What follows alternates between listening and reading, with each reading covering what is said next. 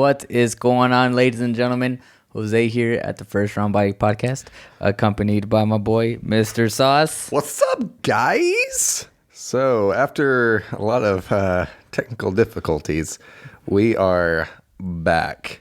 You guys didn't see any of the oh, God, I can't even talk right now. Why is that every episode? It literally is. Although, this is the first episode that we've had that in the intro, I was not laughing. I always laugh. Why is that? Just because our intro music is just so funny. No, And it's funny because every time I edit it or I replay, and I always hear you just giggling in the back. I can't help it, dude. It's just funny. But yeah, so this week, episode number 11. We are obviously in the double digits now. If you haven't yet, go ahead and check out episode 10. We did a recap preview of week 4 Of the NFL? Yeah, of the week NFL. 5. Week 5. Week 5. Golly, I am off of it today. You know what? Whoa. Whoa there, buddy. So since I am out of it on that, Mr. Josie, didn't you go to a certain game this past weekend? I did. Why don't you tell our viewers what you experienced? All right, guys. So Let's set the mood. let's get started on this episode, man. So if you listen to episode 10, it was kind of like a OU Texas preview. I had Texas winning this one, and as most of you might know, I am a Texas fan, so I wasn't being biased. I honestly, sincerely thought that Texas was going to pull this one, Right? And I did predict Mr. Bijan Robinson rushing for over 200 yards and 2 TDs. He finished with 20 carries, 137 yards, and 2 touchdowns. If I'm correct, he had 1 touchdown. I apologize. One touchdown. So he was pretty close. He had a great game. I didn't even know where to start, man. After the game, I had so much emotion. Like I was like, I want to record the podcast now, but I wasn't even home. Oh yeah, dude. I was about to say it cracked me up because I saw your post on Instagram, and I was just like, oh yeah, you could definitely tell that he's just fiending to record. Which I mean, I was too because of the fact that I didn't get to watch a whole lot of the game, and that was because I was having some issues with my over-the-air TV and everything. So yeah, I'm poor and I don't have cable. And I think it was on ESPN. ABC. ABC. Well, I couldn't find that channel on my TV. So, but I did get to watch the last 3 minutes of it, which obviously if you watched any of it, the last 3 minutes was absolutely nuts. But I do have a question for you. What were your thoughts on Rattler? So, and I said this last episode, I've never been a believer of Rattler. Like Agreed. I've never liked the guy, and like I said, I'm being just truthful. Like I'm not saying that because he just plays for OU. You know what I mean? I've never liked the guy, and whenever they pulled him out of the game, I was honest. Even before I saw Caleb Williams, like I was like, oh crap, this guy's coming out. I feel like he's gonna do a lot better job than Rattler was, and sure enough, he did. Yeah. And but yeah, man, just to kind of hit up on the game a little bit, man. Hats off to OU. Oh yeah, they were 100%. down 28-7 entering the second quarter, and to be honest with you, when I was at the game, I was like, "Yo, this is a wrap. Texas has it." You know what I mean? I feel like everybody was thinking that. I was like, though. "Yo, there's no way Texas loses this game." I was like, "There's no way. 28-7, it's done." And then, first play of the game, freaking Casey Thompson to Xavier Worthy for what is it, like a 72-yard touchdown pass or something crazy like that. Dude, the whole Texas side of the stadium was freaking. It was crazy, man. Everybody was up and down. I can't imagine what that atmosphere was like. Dude, it was nuts, dude. I'm telling you, if you have a chance to go to the game, you have to go to the game. I feel like I probably should go at least next year. Right. Obviously, I can't go this year because it's already happened. But dude, that's nuts. Xavier Worthy, 9 receptions for 261 yards and 2 touchdowns. Holy shit. Dude went off. Joshua Moore, 4 receptions, 70 yards, 2 touchdowns. Those were the leading receivers on the Texas side. Okay. On the other side, you got Marvin Mims, of course, 5 receptions, 136 yards, 2 TDs. And then, shout out to freaking Kennedy Brooks, man. 25 carries for 217 yards and 2 touchdowns. And, of course, he had that walk-off TD with 3 seconds left. Dude, that shit was man, nuts. that just made me, that made my blood boil, man. I bet. I was just there, and then I see freaking just Kennedy Brooks just shoot up through the hole, and soon I was, looking, and I saw nobody, out in the field that had any chance to tackle. I was about to say, that was one of the main things, too. Whenever I was watching that play unravel, obviously I was watching some highlights because I wasn't there.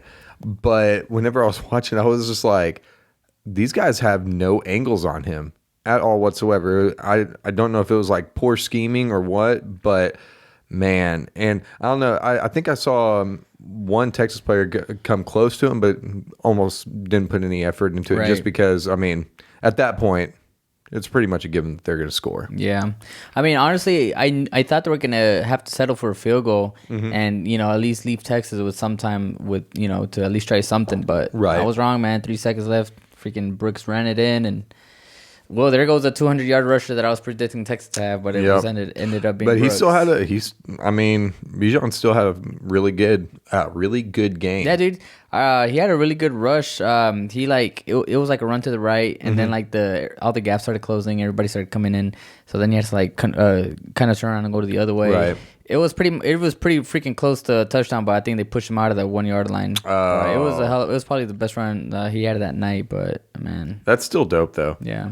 It was still a really good game. Yeah. Really good game. So I was definitely thoroughly surprised, because same as you, I thought that it was over once they got it big. Yeah. Once Texas got it big, but then obviously, you could count them out whenever Rattler's in. No doubt. And one thing I also noticed, not to cut you off, but I think that I saw they had a press conference where I think they were saying that they were still going to start Rattler. Well, I did see something, and I was going to say that. Lincoln Riley claims that he doesn't know who's going to start this Saturday against TCU, but he's got to go with Williams. You have to. He has to go. He has to. Rattler, he hasn't been playing good all season. You got Caleb Williams, a true freshman, by the way. He comes in and freaking plays the game of his life, the biggest game of his life, and freaking beats Texas. Just balls out. You know what I mean? You have to start Williams at this point 100%. Of the season. You have to. 100%. You have nothing to lose. Give the kid the experience. He already won the biggest game of the year. Just let him roll with the rest of the year. You know what I mean? Mm-hmm. And just go from there, man. Just start Williams. No, 100%. I agree with that. It's just silly to me to sit there and think, because obviously, if I was a coach, 100% would go with Williams, because I'm not putting Rattler back out there, especially after that performance. And I really hate to hate on the kid, but man, he just, like you said, he ain't it. In my opinion, he ain't it. And what's crazy is that how much he's fallen off, because going into the season, he was a Heisman candidate. Dude, he was a Heisman favorite. Yeah, Heisman favorite, and he was a first-round draft pick. Mm-hmm. Well, they were talking about him being a potential one.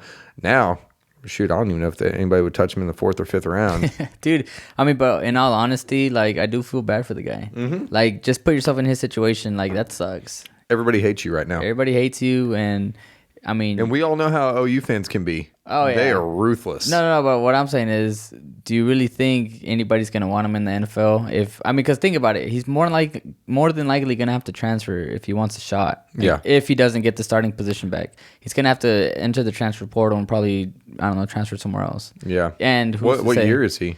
Honestly, I don't know. He might be, if he's not a sophomore, he's definitely a junior. I don't I don't keep up with OU a whole lot, but yeah, you definitely feel bad for the kid. But it is what it is. Yeah. But like I said, hats off to the Sooners, man. 6-0, number 1 in the Big 12, knocking off Texas. But this isn't it for Texas, man. They might meet again in the Big 12 championship for game. Sure. Texas is actually still, and they obviously in that game they look good. Yeah, man. And Bijan Robinson, sophomore, Xavier Worthy, freshman. I think Joshua Moore, he might be in his junior year, but we still got some talent there on the offense. So I'm looking forward definitely for next year. They're going to be a better team, and that's the thing too. We got a brand new head coach, Coach Sark, came over from Alabama, was our offensive coordinator.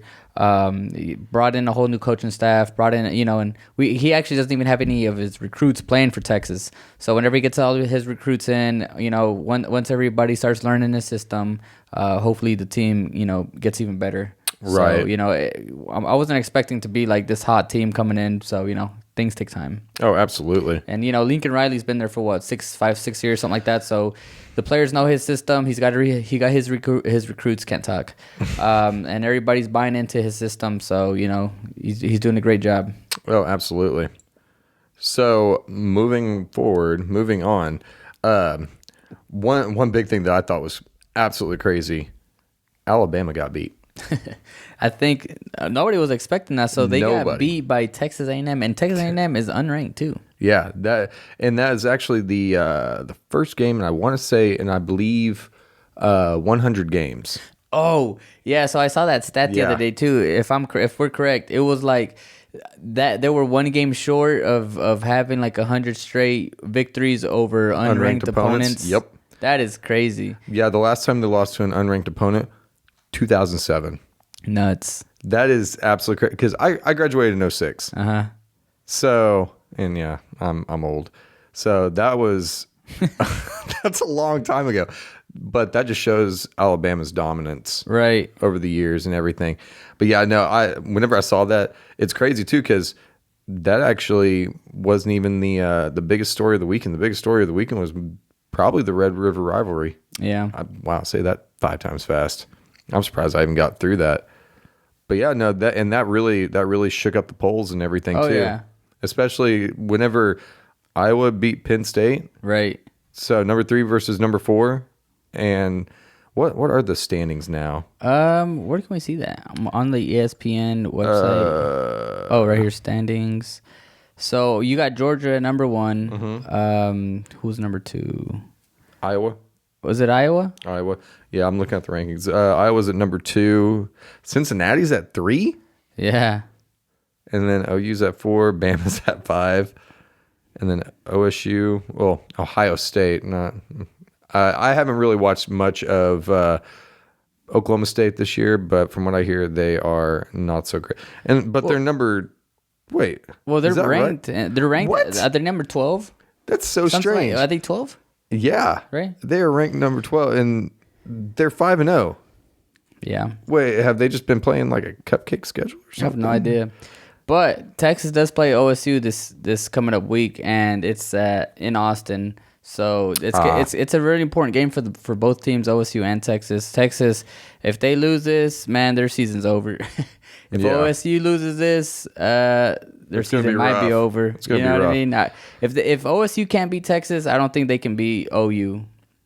So they got to beat Texas to get through. That's going to be a good game. OSU Texas. Mm-hmm. Apparently, I guess OSU they beat Baylor, who was number 21, and then they beat K-State, who was formerly 25. I think.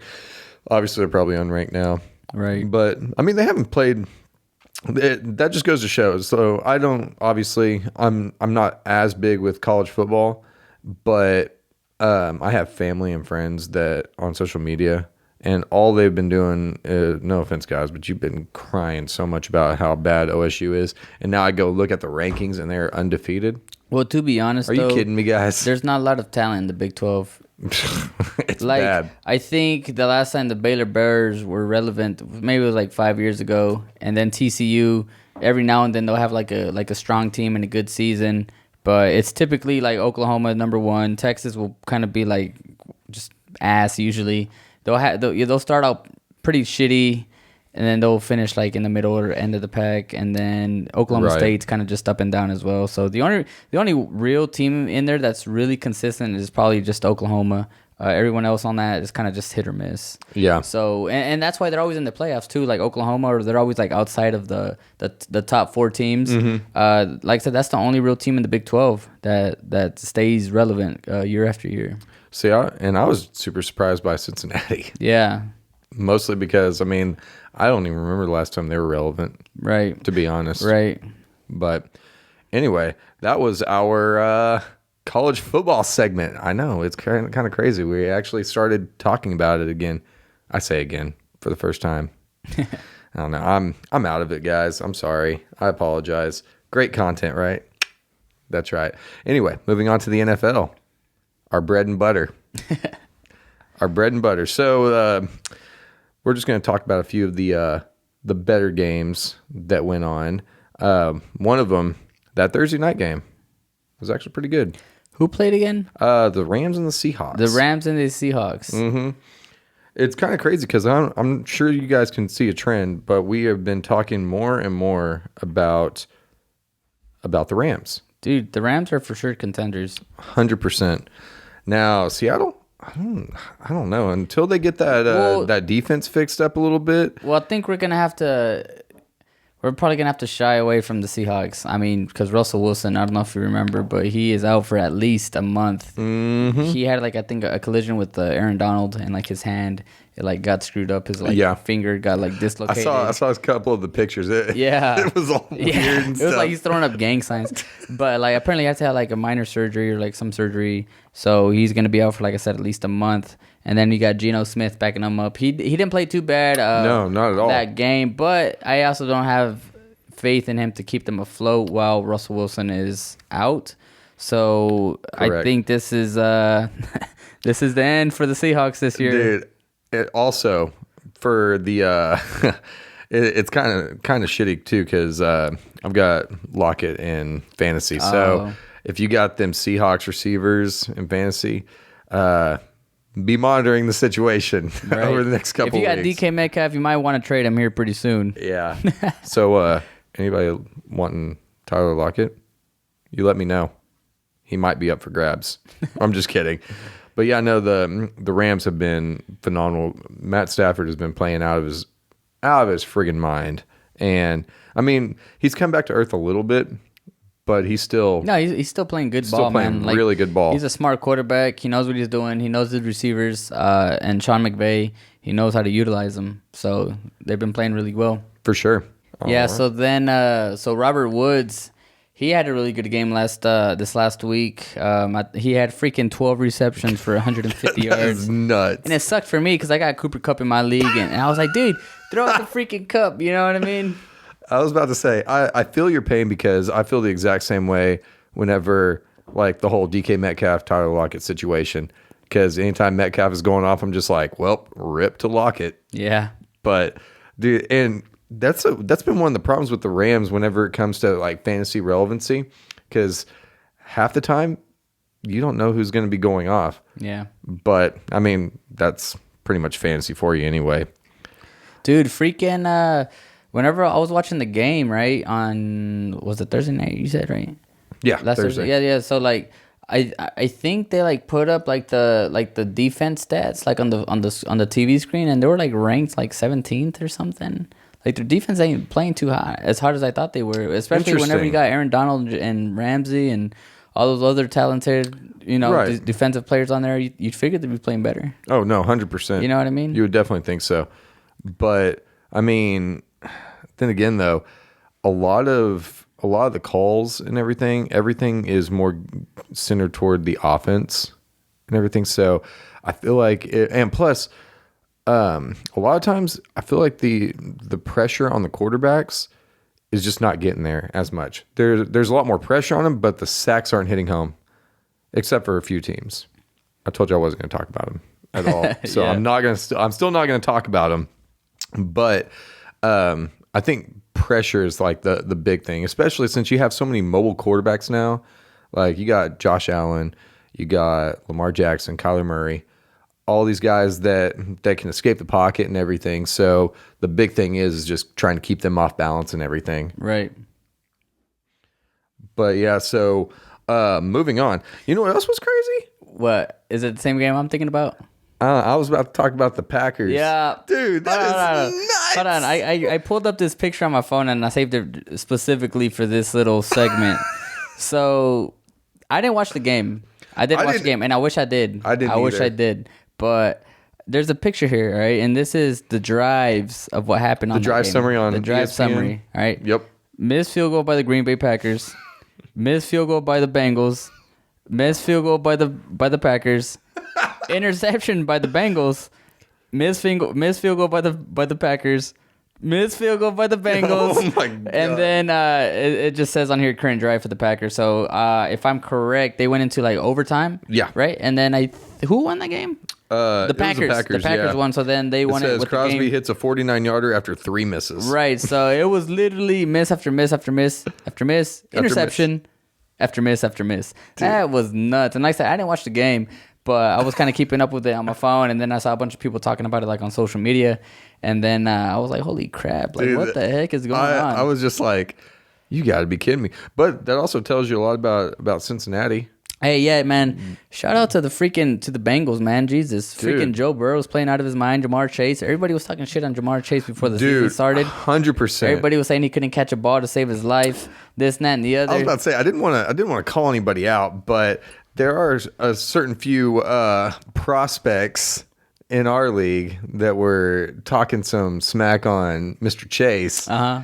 And, I mean, I didn't really follow him all that much and everything, but like you said, so far this year, he's been playing out of his mind. Chase has been playing great. And, I mean, freaking Joe Burrow, he has a great supporting cast in the receiver corps. You got Steve Higgins, Tyler Boyd, Jamar Chase, and then that freaking tight end with the weird last name that I can't pronounce.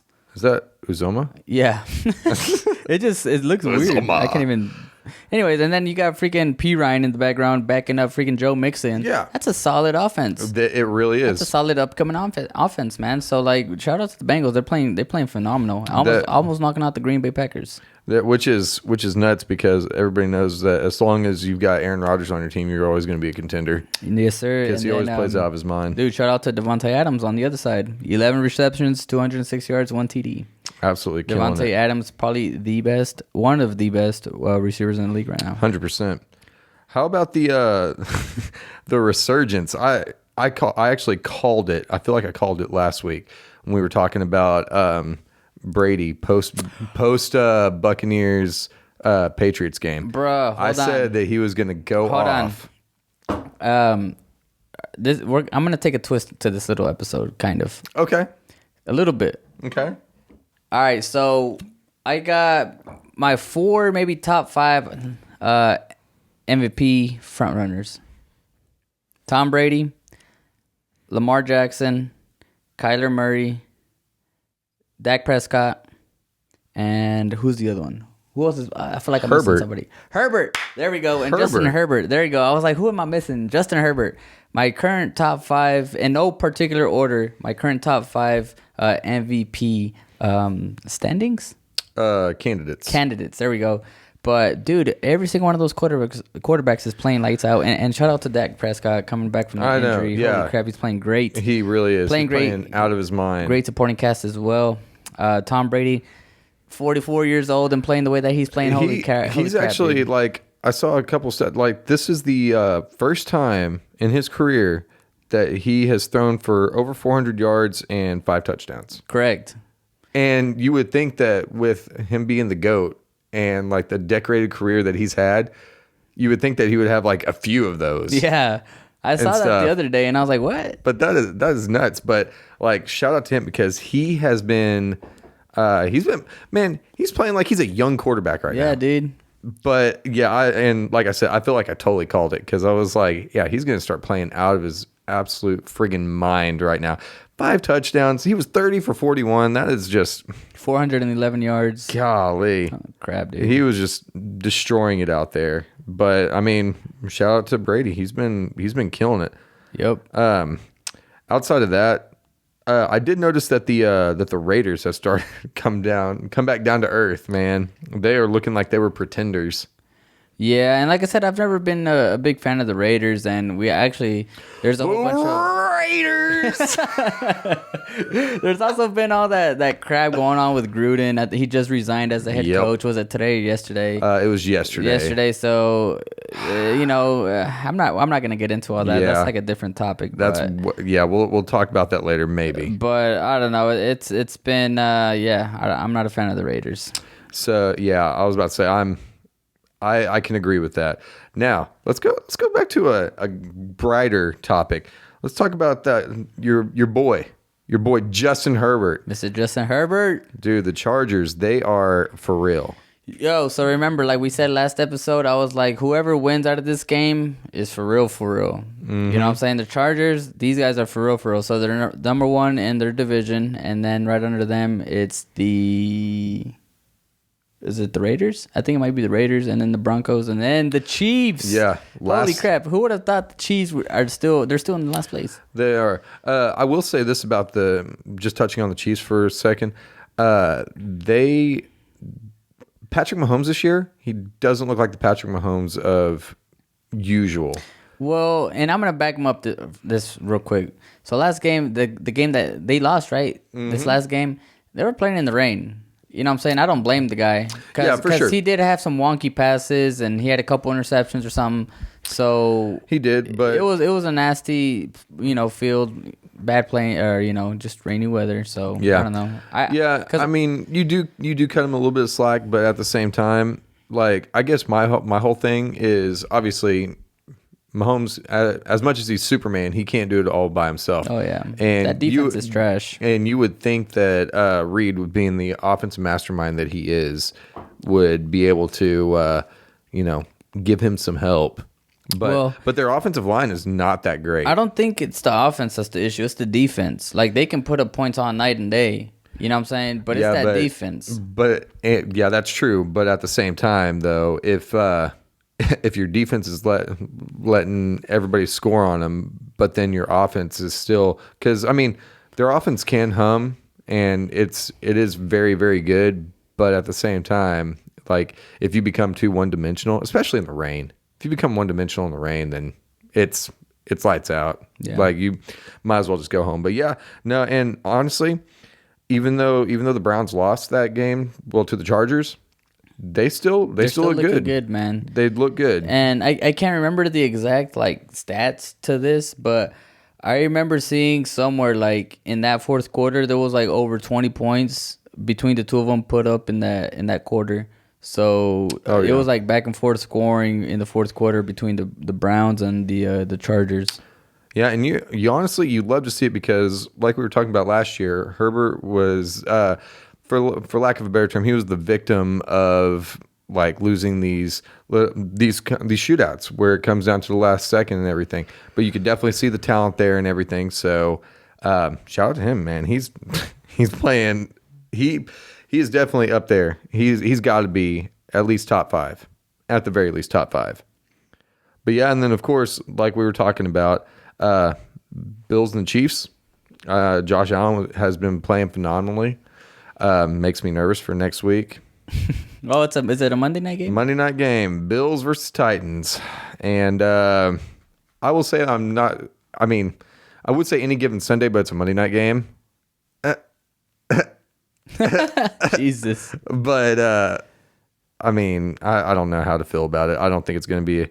I think it's going to be the Bills just blowing us out because our defense is still rough. We got a bunch of injuries, but the big game, that game last night. We're recording this on a Tuesday, by the way.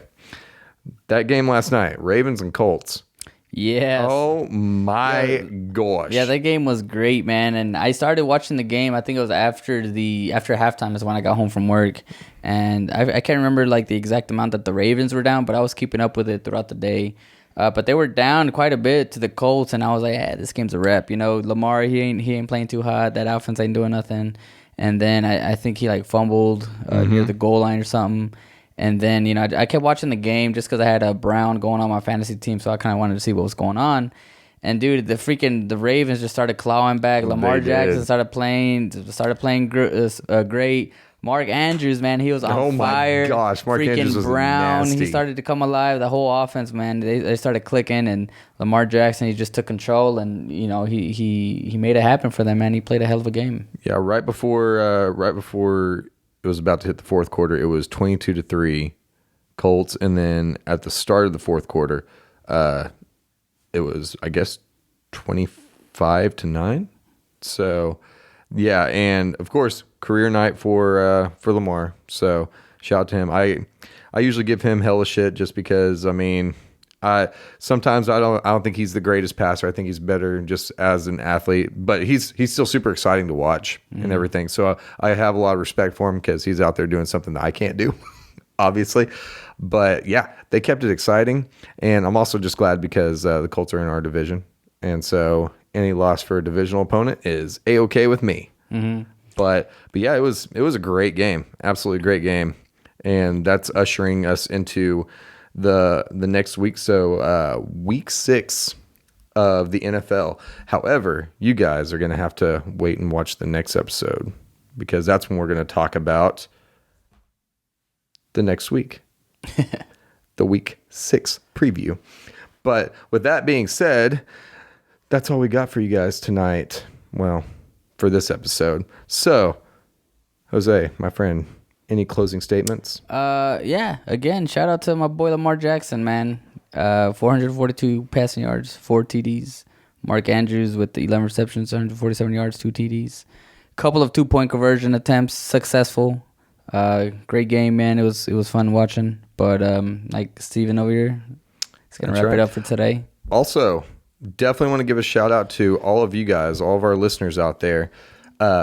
We just recently hit 100 downloads, right? Correct, and that's excluding all the people listening that don't download the episodes. Correct. And also including the people that check out the YouTube instead of the streaming services. So there's more people than that, but that's still incredible to me. Right. That's nuts. It's great. We, like we said before, we love doing this, and just to be able to see it come to fruition, see you guys interacting, downloading, even getting the views up on YouTube and listening on Spotify and Apple Podcasts and all the other streaming services that we're on, which you can find at firstroundbuy.com. We just definitely appreciate it, and love you guys. Thank you so much for watching. With that being said, we'll catch you guys in the next episode. Peace.